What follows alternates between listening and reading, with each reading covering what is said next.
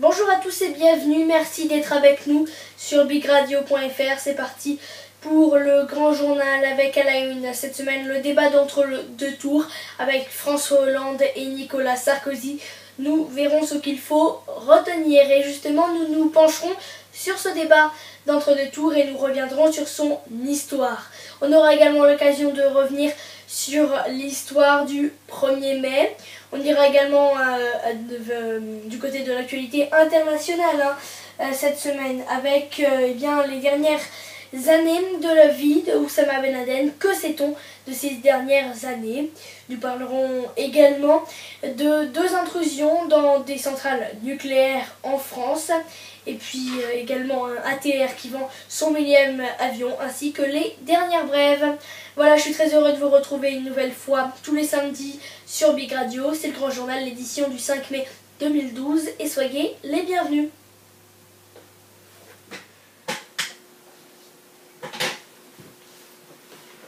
Nicolas Sarkozy l'attendait avec impatience au point d'en réclamer 3, tandis que François Hollande, en favori des sondages, l'abordait avec prudence.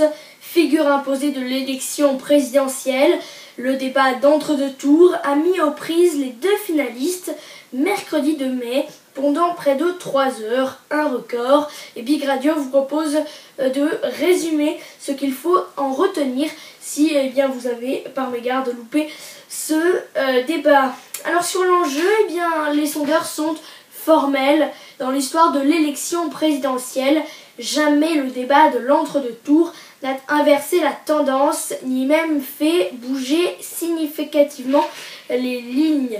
Pourtant, à un jour du verdict des urnes, ce débat représentait mercredi soir pour Nicolas Sarkozy l'ultime occasion d'en découdre et de débusquer les mensonges d'un François Hollande qu'il disait vouloir exploser. Le candidat socialiste, lui, se devait de gérer son avance, de répondre aux attaques de son adversaire, tout en affirmant sa stature présidentielle. Alors il y a eu également un round d'observation dans ce débat. Qu'attendez-vous de ce débat? Cette simple question d'introduction qui a donné lieu à 15 minutes de round d'observation à fleurer, moucheté à propos du rassemblement prôné par le candidat socialiste. C'est un beau mot, mais il faut mettre des faits, a attaqué d'emblée Nicolas Sarkozy, soulignant que lui n'était pas l'homme d'un parti et qu'il s'adressait au peuple de France. Sans surprise, celui qui a dirigé le PS pendant 11 ans a accusé son adversaire d'avoir divisé les Français. Je ne distingue pas le faux travail du vrai travail. Les syndicalistes qui me plaisent, et il y a des syndicalistes qui me plaisent et ceux qui ne me plaisent pas, a-t-il dit, en faisant référence aux attaques du président candidat contre les corps intermédiaires. L'ambiance était inévitablement, le débat fut technique sur l'ambiance, puisque les 2 candidats se sont livrés à de nombreuses batailles de chiffres, essentiellement sur les questions économiques et financières. À plusieurs reprises, François Hollande et Nicolas Sarkozy se sont mutuellement accusés de mentir et ont multiplié les invectives, interrompant régulièrement leur adversaire. Pour les phrases, vous êtes un petit calomniateur, a même lâché Nicolas Sarkozy, visiblement excédé, alors que François Hollande l'accusait d'avoir exercé une présidence partisane.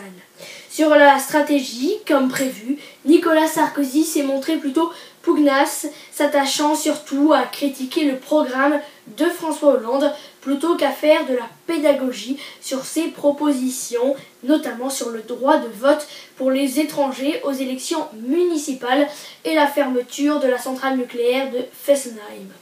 Le président sortant a également fait de nombreuses références aux politiques menées par ses prédécesseurs socialistes, Lionel Jospin et François Mitterrand, pour tenter de remettre Hollande en difficulté. De son côté, le candidat socialiste, moins attentiste que prévu, s'est attaché sur la plupart des sujets à renvoyer le président sortant à son bilan.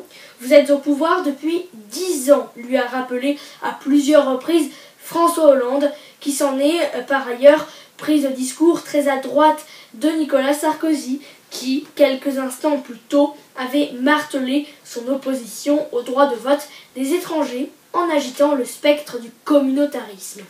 Le temps fort de ce débat, c'est « Moi, président de la République ». En moins de 3 minutes, François Hollande a répété cette phrase 18 fois pour décrire le style qu'il souhaitait donner à sa présidence. Un portrait en creux de l'anti-Sarkozy. Quelques exemples. Moi, président de la République, je ne traiterai pas le Premier ministre de collaborateur. Moi, président de la République, je ne participerai pas à des collectes de fonds pour mon propre parti dans un hôtel particulier. Moi, président de la République, je ferai en sorte que les partenaires sociaux soient considérés. Nicolas Sarkozy lui a quant à lui répondu sèchement « Vous venez de faire un beau discours ». On en avait la larme à l'œil, relevant que le candidat socialiste se voyait en président normal. Nicolas Sarkozy lui a asséné une pique dont il a le secret. La fonction du président n'est pas une fonction normale.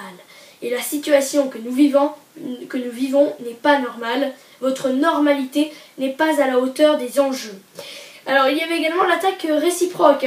Ce n'est pas vous qui posez les élections, ce n'est pas vous qui posez les questions, et ce n'est pas vous qui donnez les notes, a vertement lancé François Hollande à son adversaire dans la première partie du débat. Une formule qui rappelle la réplique de François Mitterrand à Valéry Giscard d'Estaing lors du débat de 1981. « Je ne suis pas votre élève et vous n'êtes pas mon professeur ». Mais les rôles sont inversés quelques dizaines de minutes plus tard. Je n'ai pas à répondre à vos questions, je peux développer mon raisonnement, a lancé Nicolas Sarkozy. Un peu plus loin encore, il a même repris exactement la célèbre phrase de l'ancien président socialiste « Merci, je ne suis pas votre élève ».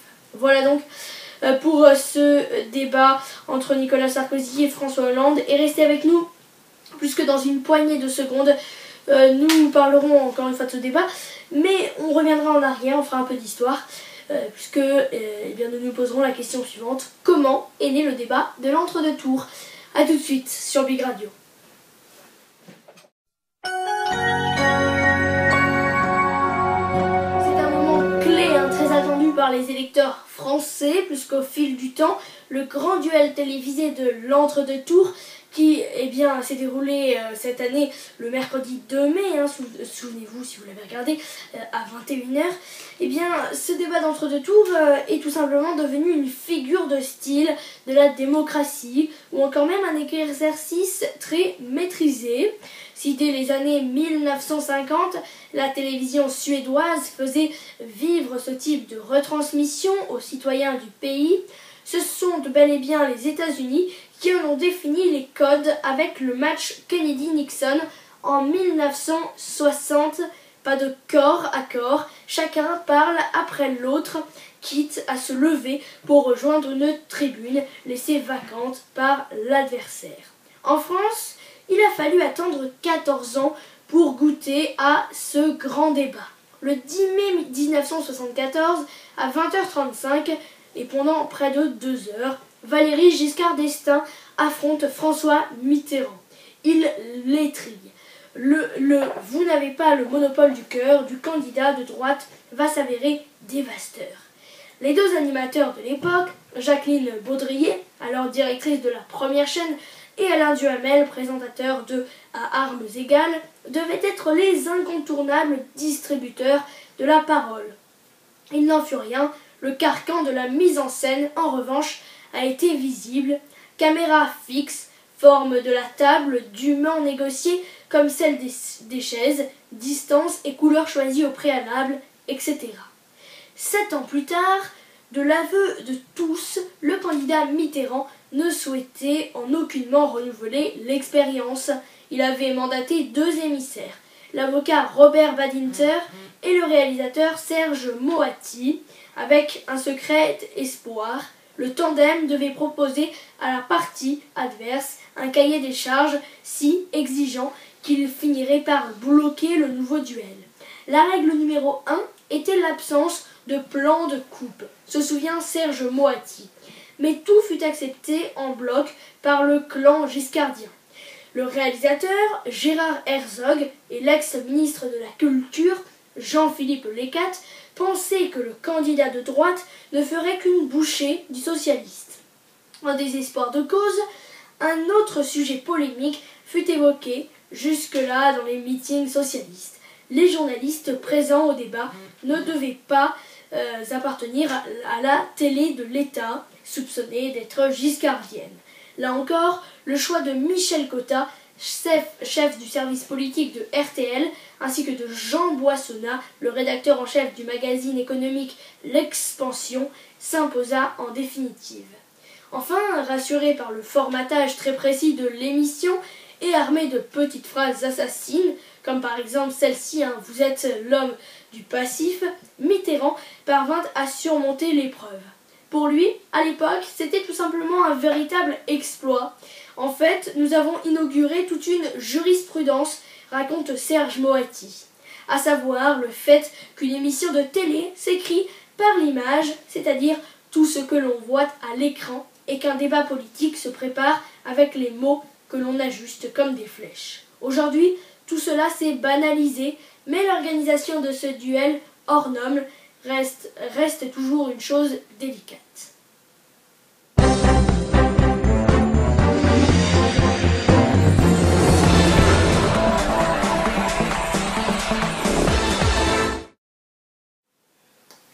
Vous avez pu le remarquer si vous étiez dans les rues de Paris, le 1er mai a rassemblé beaucoup d'électeurs français, et des électrices d'ailleurs, françaises. Et justement, je vous propose de revenir sur cette histoire du 1er mai. Pourquoi ce 1er mai, ce jour si disputé? Alors premièrement, il faut savoir que tout est apparu en 1890 avec le 1er mai.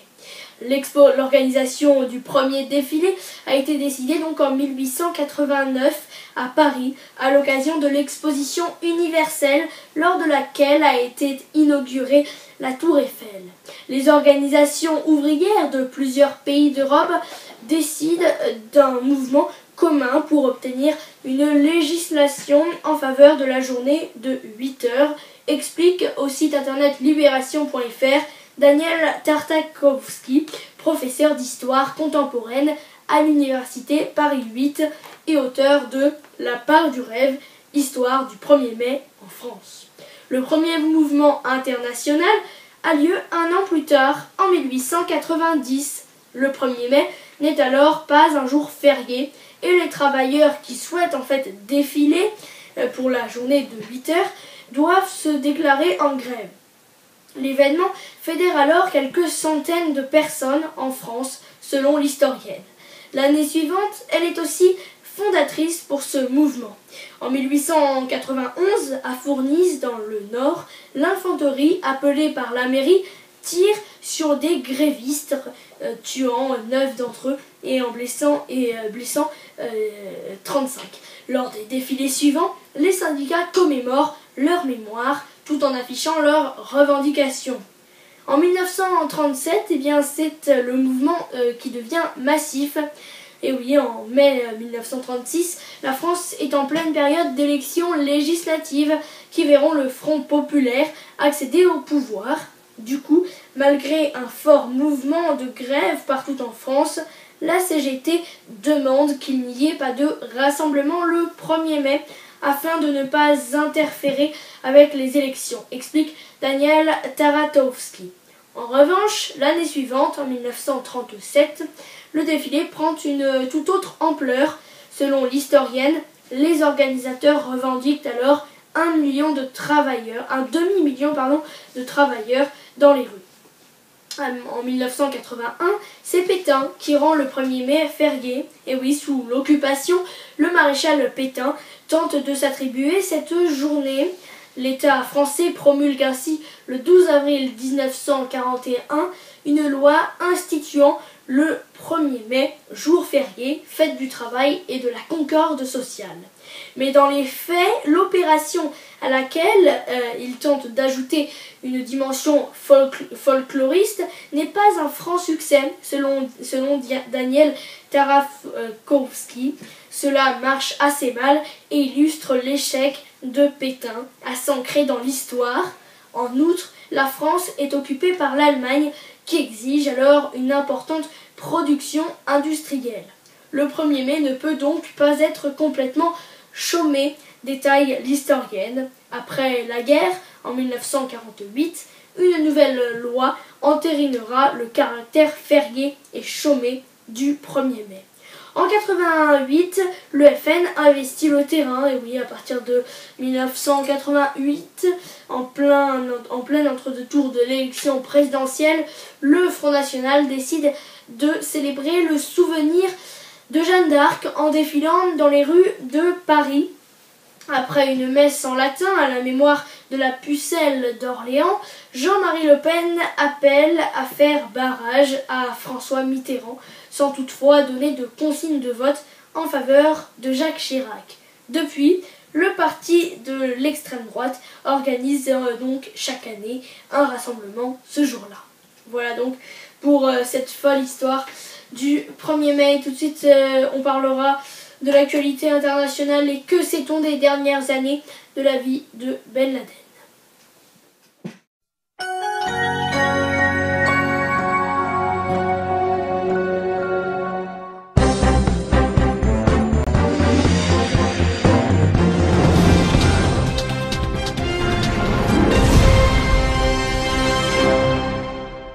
10 ans de traque, quelques minutes d'assaut.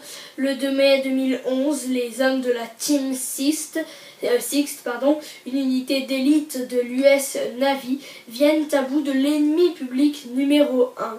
Oussama Ben Laden est tué de 2 balles dans la tête dans sa villa refuge d'Abbottabad, à 1 km d'une importante base militaire pakistanaise. Recherché sans relâche pendant 10 ans, le commanditaire des attentats du 11 septembre a emporté ses secrets dans sa tombe, ou plutôt dans sa sépulture aquatique, son corps ayant été jeté quelque part dans la mer d'Oman. Pourtant, 1 an après le raid, des documents et des proches commencent à parler. Big Radio revient alors sur ce que l'on sait aujourd'hui de la vie secrète du Saoudien durant ces dernières années. Premièrement, les découvertes sont effectuées à la maison et plus de 100 clés USB, DVD et CD.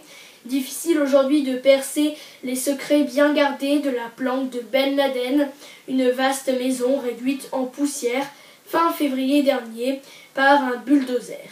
Sous couvert d'anonymat, un haut gardé du renseignement américain a accepté d'énumérer quelques-unes des prises réalisées sur la place par les forces spéciales, dans le cadre d'une enquête de la chaîne NBC.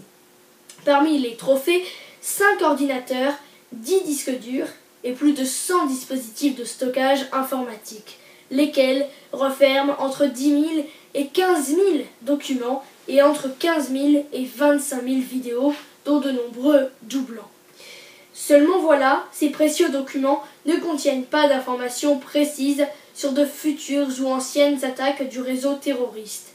En revanche, Ben Laden y a consigné en vrac quelques idées. Par exemple, attaquer l'avion présidentiel Air Force One afin de tuer Barack Obama et le général Petraeus. Il y avait également des poulets, des vaches et des lapins. Les services de renseignement ont ainsi visionné des heures d'images montrant la vie dans le refuge de Ben Laden, entouré d'un vaste jardin, explique la source. Souvent, ce sont les poulets et les vaches, les lapins et les chiens qui sont filmés, énumère-t-il. Pas vraiment de quoi démanteler le réseau terroriste. Ben Laden recevait certes des clés USB avec des articles de presse et ce genre de choses, mais rien qui puisse vraiment être apparenté à des documents du groupe Al-Qaïda. On y a même trouvé du porno, a relaté en mai 2011 Libération, sans toutefois pouvoir indiquer si les films coquins appartenaient aux djihadistes ou à un de ses très nombreux colocataires. Ben Laden, il faut le savoir, était également un leader dépité. La prestigieuse académie militaire américaine de West Point s'apprête par ailleurs à mettre en ligne quelques-uns de ses documents, notamment des lettres manuscrites ou des extraits du journal djihadiste. Principal conseiller du président Barack Obama pour l'antiterrorisme, John Brennan a analysé le ton de ses confidences pour la presse. Morale en berne, méfiance vis-à-vis de la jeune garde du réseau, pas assez formée selon lui, constat d'échec, etc. Le Ben Laden en planque, écarté du terrain, s'inquiète de voir son organisation subir, je cite, catastrophe après catastrophe et envisage de la rebaptiser, lassé de voir le nom d'Al-Qaïda associé à des opérations peu glorieuses. Était-il également un chef actif ou un vieil homme sur la touche? Les experts divergent cependant sur le rôle de l'ancien chef du réseau et les documents d'Abbottabad indiqueraient que Ben Laden est demeuré jusqu'à sa mort. Une personnalité incontournable, nous devons élargir et développer nos opérations aux États-Unis, écrit-il, et rapporte Peter Bergen, le spécialiste des questions de sécurité de CNN, qui a pu consulter ces échanges épistolaires et ne pas seulement se contenter de faire exploser des avions. Alors deuxième chose, les révélations de ses épouses. Et premièrement, il y a le rôle d'Amal, la jeune épouse yéménite, retenue en résidence surveillée pendant 1 an. La famille de Ben Laden a été expulsée la semaine dernière du Pakistan, où ses 3 épouses ont notamment été condamnées à 45 jours de prison pour séjour illégal.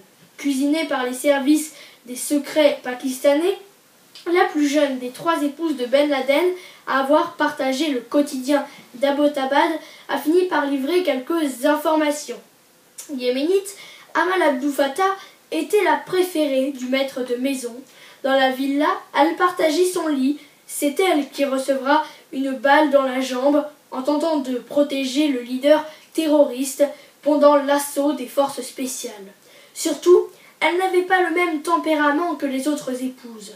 2 saoudiennes, plus traditionnelles et moins loquaces. L'un de ces témoignages, daté du 17 janvier, a permis de reconstituer l'étrange cavale de la famille de l'homme le plus recherché du monde.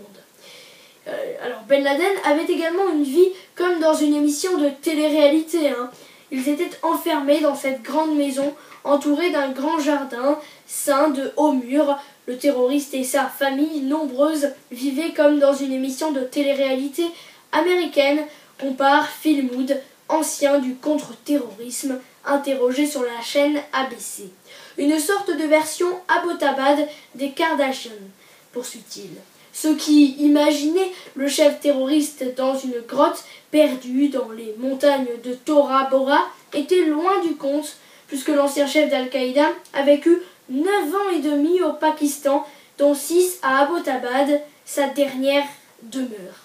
Véritable complexe dans lequel le terroriste a passé son temps à regarder les chaînes d'information par satellite et tenter de maintenir la paix entre ses épouses, au moins 8 enfants et 5 petits-enfants, explique la chaîne américaine ABC.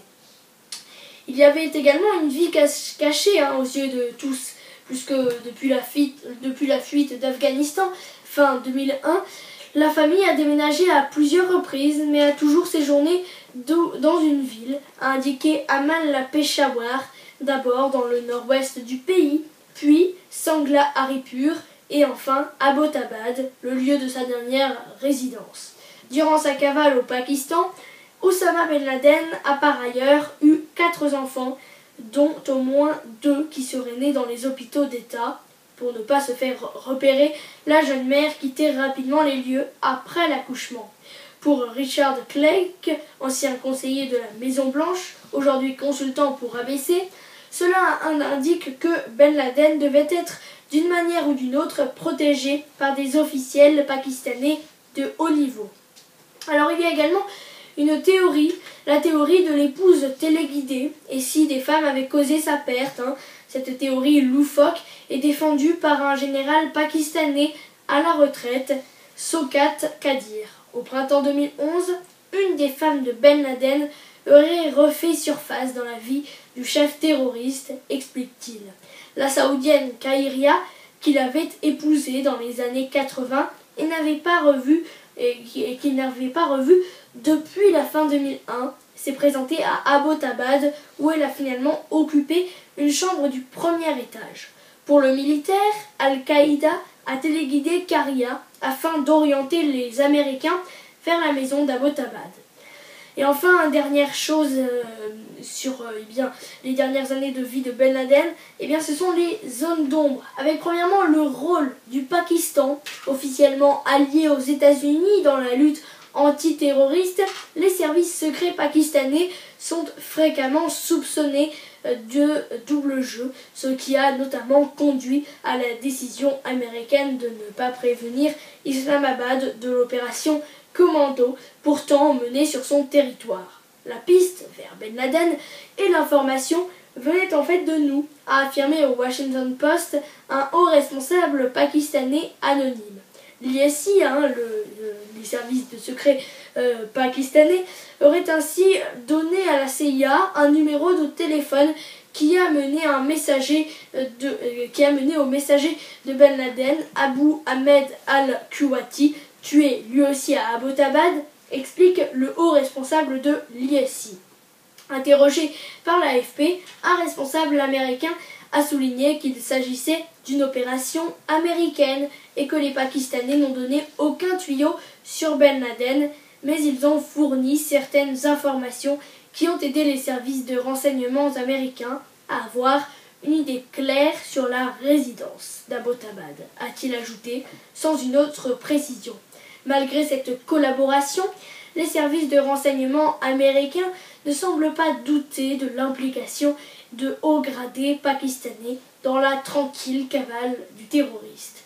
Et enfin, c'est une version officielle que nous venons de vous donner, mais sans images, pas de photos, pas de vidéos, rien. Le juge fédéral James Boasberg l'a confirmé la semaine dernière. Il faudra se contenter du récit verbal et de la description de la mort et des obsèques d'Oussama Ben Laden. Si des montages avaient circulé le jour même de l'annonce de sa mort, aucune photographie officielle du corps du terroriste n'a été délivrée par la CIA. De même, la décision de jeter le corps de Ben Laden en mer d'Oman avait suscité de nombreuses interrogations. Était-il mort depuis plusieurs années, cyrogénisé, gardé secrètement par les États-Unis?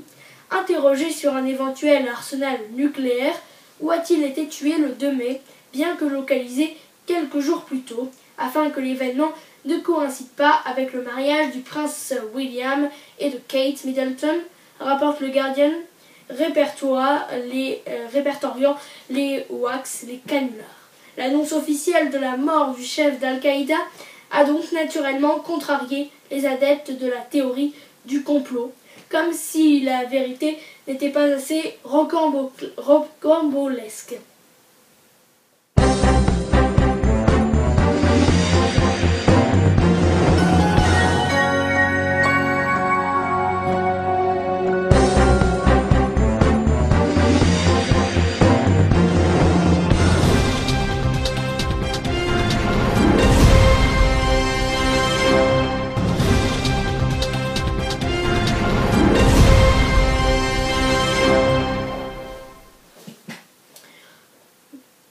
Nouvelle opération coup de poing de Greenpeace. Un militant de l'organisation écologiste a survolé avec un parapente à moteur la centrale nucléaire du Bugey dans l'Ain, puis s'est posé sur le site mercredi à 7h40. Quelques heures plus tard, c'est Hervé Coisnon qui s'est présenté comme un poète escaladeur et qui a réussi à pénétrer dans la centrale de Kivo dans la Vienne. Alors concrètement, que s'est-il passé au Bugey? Après avoir survolé la centrale avec son parapente à moteur, le militant d'origine allemande s'est posé dans le périmètre grillagé et interdit du site. Auparavant, il avait déposé 2 fumigènes sur l'un des réacteurs, puis un 3e sur le sol, a précisé Greenpeace. Le pilote a ensuite été interpellé.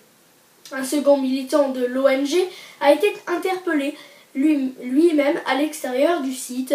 Selon la gendarmerie, il pourrait avoir servi de guide au pilote de l'engin. Que s'est-il passé quant à la centrale de Civaux? Eh bien, Hervé Coisnon a pénétré mercredi dans l'enceinte de la centrale nucléaire de Civaux à Vienne et il a été interpellé, saisi dans un buisson situé juste à côté de l'entrée du site, a indiqué un porte-parole d'EDF, précisant qu'il s'était introduit dans la zone dite surveillée, la plus éloignée des bâtiments de la centrale. Alors comment a-t-il réussi son coup? Eh bien, il a en fait profité de la présence d'un camion de livraison pour déjouer la surveillance des vigiles, explique la gendarmerie. Alors qu'Hervé Coisnon venait d'entrer dans la zone surveillée, le garde de faction à la sortie des camions l'a vu et s'est mis à le poursuivre. Il lui a couru après, mais il avait pris un peu d'avance. Il s'est même faufilé derrière un bâtiment et il s'est caché dans un fourré, a précisé EDF. Les procédures habituelles ont aussitôt été mises en place. Les procédures qui sont à savoir la fermeture de tous les accès au site, l'évacuation des bâtiments de la zone surveillée et surtout l'intervention des gendarmes qui ont procédé à l'arrestation, a ajouté le porte-parole du groupe en précisant que l'intrusion avait duré en tout environ 1 heure. Selon la gendarmerie, le poète escaladeur n'a revendiqué aucune action coordonnée avec Greenpeace. Hervé Coisnon est célèbre pour avoir approché de près en 2002 l'ex-premier ministre Jean-Pierre Raffarin à la tribune de l'Assemblée nationale, le poète escaladeur qui s'était lancé dans la course à la présidentielle le 1er avril dernier avant d'abandonner en février. Le 1er avril 2011, avant d'abandonner en février. A indiqué qu'il souhaitait ainsi demander aux candidats qui ont débattu, il avait demandé d'ailleurs qu'ils tiennent leurs promesses. Alors quel était également l'objectif de cette opération Greenpeace? Eh bien c'était tout simplement d'illustrer la vulnérabilité des installations à la menace aérienne à quelques jours du second tour de la présidentielle, précise Greenpeace. Il faut que nos candidats prennent conscience que le nucléaire sûr n'existe pas, a ajouté l'ONG sur franceinfo.fr. Dans un communiqué, Greenpeace appelle les 2 finalistes à s'engager à, je cite, lancer une analyse approfondie des risques d'agressions extérieures d'origine humaine sur les centrales nucléaires dont la chute d'avion fait partie. François Hollande, le candidat PS, a réagi chez nos confrères de RMC et BFM TV, déclarant faire confiance à l'autorité de sûreté nucléaire qui a la responsabilité de toutes les informations sur la protection de nos centrales, a-t-il déclaré. Que répondent là-dessus les autorités EDF? Eh bien, la sûreté des installations, selon EDF, n'a à aucun moment été remise en cause au budget, a réagi l'entreprise. Enfin, toujours selon EDF, les mesures de sécurité qui ont été renforcées en fin d'année ont permis une détection et une appréhension immédiate de l'auteur de l'intrusion. Voilà donc un petit peu ces questions que nous venons de nous poser sur ce qui s'est passé. Donc, je vous le rappelle, 2 intrusions en quelques heures dans des centrales nucléaires françaises.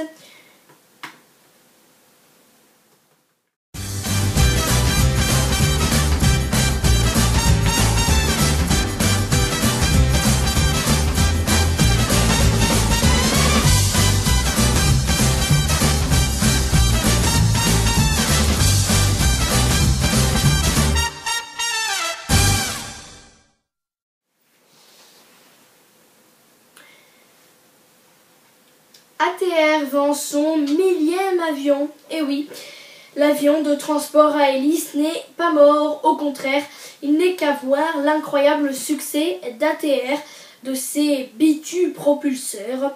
Le petit frère d'Airbus, né en 1981 par un mariage franco-italien et aujourd'hui détenu à 50-50 par EADS et Fincantia, fait malheur. Dans la catégorie des appareils de 50 à 70 sièges, qui rayonne idéalement sur 500 km, l'ATR, assemblée à Toulouse, a gagné la bataille contre les avions à réaction régionaux qui coûtent 50% plus cher, contre les concurrents à hélice aussi. Les ATR 42 et 72 ont été commandés l'an dernier à 157 exemplaires. Il s'est adjugé 80% des contrats, laissant des miettes, 7 exemplaires seulement, à Bombardier avec son Dash 8Q400, plus puissant sans doute, mais aussi plus gourmand en kérosène. C'est que la hausse du prix du baril a largement contribué au succès de l'ATR. Fini la mode de l'avion régional à réaction, plus fun, avec ses airs de jet d'affaires. Cloués à terre, les biréacteurs sont maintenant stockés dans les déserts californiens. Un ATR consomme moitié moins de kérosène qu'un jet pour un temps de vol moyen, majorité d'environ 5 ou 10 minutes. Signe qui ne trompe pas, 65% des ATR commandés le sont par des compagnies aériennes qui abandonnent leurs jets. La facture écologique est bien sûr à l'avenant car l'ATR produit bien moins de CO2. Autre avantage, l'ATR se pose sur des pistes plus courtes et un peu cabossées. C'est un 4x4, dit-on à Toulouse. ATR compte 180 clients dans le monde, autant que le Boeing 737, annonce avec fierté Filippo Bagnato, 64 ans, directeur exécutif dans son bureau en arrondi au 6e étage du building de Blagnac. Un peu noyé au milieu des bâtiments Airbus, costume gris, petite moustache bien soignée, cet Italien n'a pas le look d'un conquérant du ciel. Et pourtant, quel CV, hein! L'aérien, c'est une maladie héréditaire dans la famille, dit-il. Mon père travaillait chez Fiat Avion. Le jeune Bagnato, après des études de philo à Turin, entre au Polytechnico de la ville, la meilleure école d'ingénieurs du pays. À la sortie, pour son premier job chez Alténia, filiale aéronautique de Fimequina, il se retrouve à Seattle où il travaille pendant 3 ans sur le projet de Boeing 767. Il consacre ensuite l'essentiel de sa vie à des programmes militaires lourds du genre du Tornado, de l'AMX ou encore de l'Eurofighter. Mais comment diantre a-t-il atterri chez ATR, ce constructeur de coucou à hélice? En 2004, les dirigeants de Finemica m'ont pratiquement forcé à prendre le job, répond-il. Il faut dire que la situation à Toulouse était désespérée. En 2000, il y avait encore 13 fabricants de turbopropulseurs de moyenne capacité. 4 ans plus tard, quand il arrive chez ATR, il n'en reste plus que 2 et l'entreprise compte seulement 10 avions en production et 5 en commande. Il n'y a pas 36 solutions, où l'on ferme, où l'on relance. Ligern Bagato fait un pari fou, il relance. J'ai pris la voiture, je l'ai nettoyée, j'ai remis du carburant et on est reparti, a-t-il déclaré. 2 ans plus tard, en 2007, Bagnato s'en va, comme le veut la règle de l'alternance à la tête d'ATR. Non sans faire une annonce surprenante, hein. On va vers les 1000 avions. C'est lui justement qui remettra le 3 mai les clés du 1000e ATR à Air Nostrum, filiale régionale d'Iberia, car après 3 ans d'absence, il était pendant ce temps chez Fimecania. Il est revenu en 2010, rappelé par Louis Gallois, le patron de ADS. Cette fois, tout a changé, pas seulement parce que sa femme, professeure d'histoire de l'art à Turin, ne l'a pas suivi à Toulouse, l'obligeant chaque week-end à prendre l'avion pour la rejoindre. L'entreprise, une grosse PME, dit-il, a changé de dimension. Son chiffre d'affaires d'1,3 milliard de dollars a été multiplié par 3 depuis 2004. Ces avions sont plus confortables, plus performants, moins bruyants. L'ATR 72-600, livré depuis l'an dernier, a des moteurs un peu plus puissants qui vibrent moins, Son cockpit bardé d'écrans numériques fait penser à l'Airbus A380, sa cabine passager mieux insonorisée et se paye un design signé Giugiaro. Apparemment donc, tout va bien. Sauf qu'il faut fournir, car de l'Alaska à Tahiti, en passant par l'Indonésie, où il se révèle parfait pour relier les myriades de petites îles, on s'arrache les ATR. Deux carnets de commandes totalisent 236 appareils et l'an dernier, 54 ont été livrés. L'objectif est d'en assembler plus de 70 cette année, 80 en 2013 et un énorme défi industriel. Mais ce n'est pas tout. Brangnato doit faire savoir s'il lance ou non son avion de 90 sièges, nom de code NGTP pour New Generation Turboprop. Décision lourde, d'accord, il y a une demande, près de 3000 avions régionaux sont attendus sur ce créneau d'ici à 2030, avec une forte clientèle potentielle en Asie. Les Italiens de Finmeccanica sont plutôt partants. Un grand projet dynamiserait le groupe en mauvaise santé et au moral éprouvé après les bugs d'un difficile partenariat avec Boeing sur les composites du B787 Dreamliner.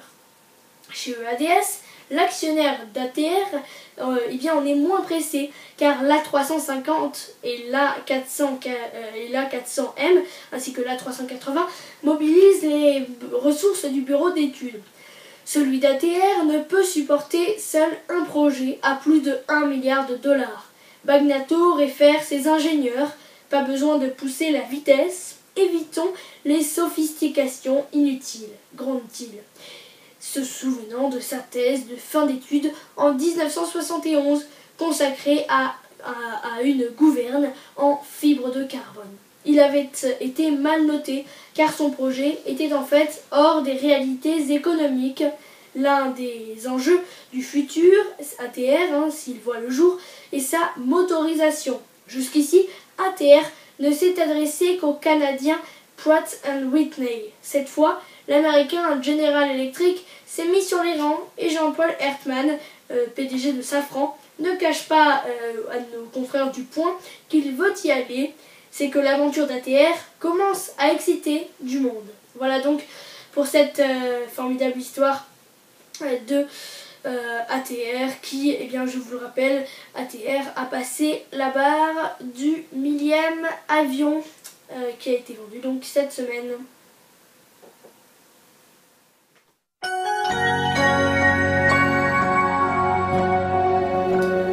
Vous êtes sur Big Radio, vous écoutez ou vous regardez le grand journal de Big Radio. Nous attaquons désormais les dernières brèves avec à la une un nouveau sondage, un sondage Ipsos Logica Business qui a été publié hier vendredi, qui publie François Hollande avec 52,5% des voix contre 47,5% des voix pour Nicolas Sarkozy. Et tous les sondages sont à peu près comme ça, plus que d'autres sondages TNS, Sofres ou encore CSA mettent là encore François Hollande en avance par rapport à Nicolas Sarkozy, mais perdant un petit peu de points. Et justement, à propos de cette campagne présidentielle, François Bayrou ne donne pas de consigne de vote, mais choisit Hollande à titre personnel. Il avait promis de livrer sa position sur le second tour au lendemain du débat Sarkozy-Hollande.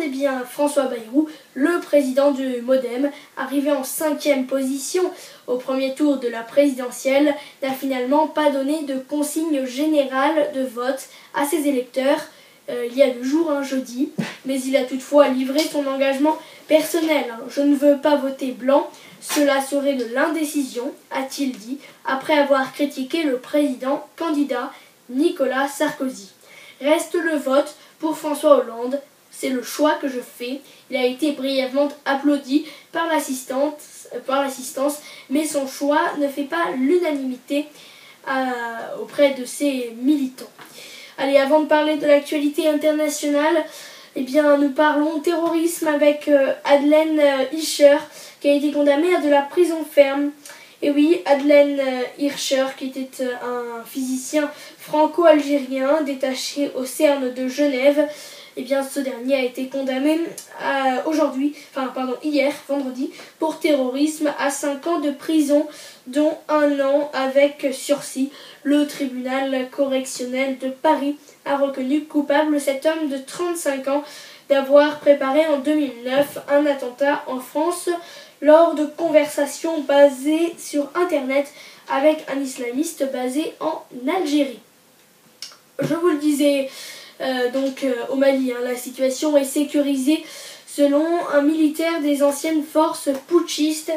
La situation est donc sécurisée après des attaques perpétrées avec le soutien des forces internes et obscures qui sont actuellement détenues.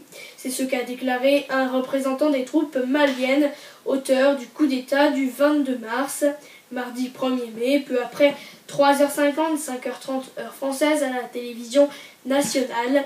Entouré de quelques militaires, il a accusé des individus mal intentionnés d'avoir attaqué l'aéroport, l'ORTM, la radio malienne, et le Kassem de Kati, le quartier général des ex-putschistes, afin de déstabiliser le processus de retour à l'ordre constitutionnel normal. En Syrie, au moins 10 civils, dont 9 membres d'une même famille, ont péri mardi à l'aube en Syrie. Ces 10 personnes sont mortes dans des bombardements des troupes syriennes sur un village proche de Jisr al-Shoubour, dans la province d'Idleb, située dans le nord-ouest du pays. Selon l'Observatoire syrien des droits de l'homme, l'OSDH, de nombreux blessés dans un état critique, a précisé l'organisation basée en Grande-Bretagne. Et un peu plus tard, dans la journée de mardi, au moins 12 membres des troupes régulières ont été tués lors de violents combats avec des déserteurs dans la province de Deir ez-Zor, dans l'est de la Syrie. Un civil a également péri en marge de ces combats, durant lesquels les forces gouvernementales ont tiré des roquettes et utilisé des mitrailleuses lourdes, selon l'OSDH. Les glaciers du Groenland ne font pas que monter les océans. Et oui, les glaciers du Groenland se déplacent également, mais leur course contribuerait moins à la montée du niveau des océans que prévu. C'est ce qu'affirment les auteurs d'une étude parue dans la revue américaine Science ce vendredi 4 mai. Si certains ont carrément ralenti, leur vitesse a augmenté en moyenne de 28% dans le nord-ouest et de 32% quand même dans le sud-est au cours de la dernière décennie, soit très en dessous de ce qu'avançaient plusieurs scénarios, estiment les chercheurs. Après Yes Weekend, en avant pour le nouveau slogan de Barack Obama. Et oui, souvenez-vous, Yes Weekend, c'était ce qu'avait prôné ce dernier en 2008. Et bien cette année, en 2012, c'est Forward, en avant. Et oui, le président américain sortant a dévoilé en début de semaine, un lundi, son nouveau slogan de la campagne présidentielle. Le mot s'affiche à la fin d'une vidéo de plus de 7 minutes, mise en ligne sur le site de partage de vidéos YouTube et sur le site de Barack Obama. Elle dresse le bilan du premier mandat du chef de l'État américain. Voilà, je vous le rappelle donc, Forward, en avant, c'est le nouveau slogan de Barack Obama. Et puis enfin, pour terminer, Bouygues Telecom qui rachète Darty Telecom, bien sûr, que la phase Télécom, pour contrer Free. La contre-attaque des opérateurs mobiles face à Free se poursuit et Bouygues Telecom a annoncé jeudi le rachat de l'activité télécom du groupe d'électroménager Darty. Il s'agit de la première étape d'un mouvement de concentration attendu dans le secteur après l'arrivée de l'opérateur au prix cassé sur le marché en janvier. Et bien, Bouygues récupère donc les 340 000 abonnés de Darty.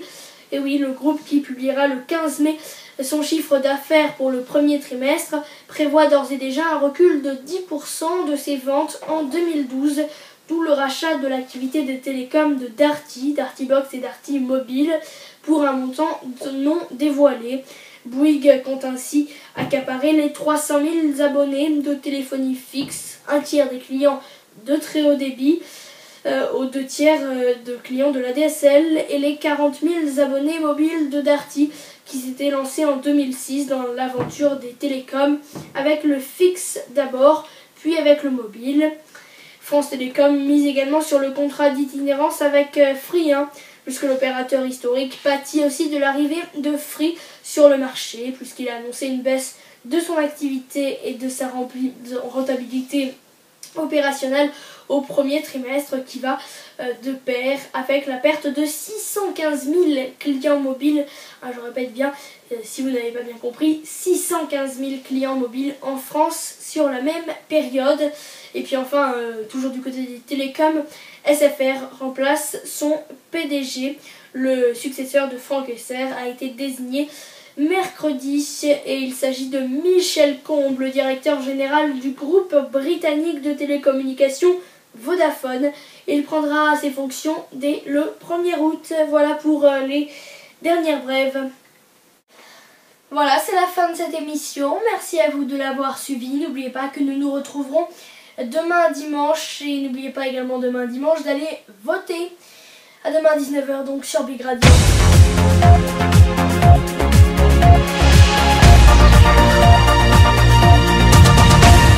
Le grand journal du